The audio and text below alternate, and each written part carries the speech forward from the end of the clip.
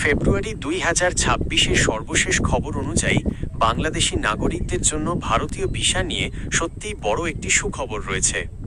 দীর্ঘ প্রতীক্ষার পর সব ধরনের ভারতীয় ভিসা কার্যক্রম আবারও পুরোদমে ফুল রিস্টোর চালু হতে যাচ্ছে। সিলেটে নিযুক্ত ভারতের সহকারী হাই কমিশনার অনিরুদ্ধ দাস 19 ফেব্রুয়ারি 2026 তারিখে এই গুরুত্বপূর্ণ ঘোষণা দেন। নিচে প্রধান আপডেটগুলো তুলে ধরা হলো। ভিসা আপডেট মূল পয়েন্টগুলো।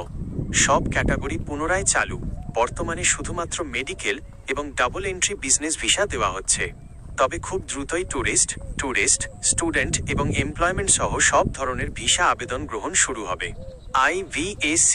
আইভিএসি কার্যক্রম। ঢাকার ভারতীয় ভিসা আবেদন কেন্দ্রগুলোতে অ্যাপয়েন্টমেন্ট স্লট বাড়ানোর পরিকল্পনা করা হয়েছে। এছাড়া নিরাপত্তা পরিস্থিতি বিবেচনায় রাজশাহী ও খুলনার মতো ছোট কেন্দ্রগুলো ধাপে ধাপে খুলে দেওয়া হবে। ঈদের আগে অগ্রাধিকার।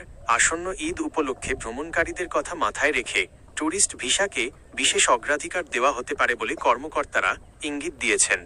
সম্পর্কের নতুন অধ্যায়। বাংলাদেশের নতুন সরকার দায়িত্ব নেওয়ার পর দুই দেশের কূটনৈতিক সম্পর্ক স্বাভাবিক করতে এবং জনগণের যাতায়াত সহজ করতে ভারত এই পদক্ষেপ নিয়েছে। আবেদনকারীদের জন্য জরুরি পরামর্শ।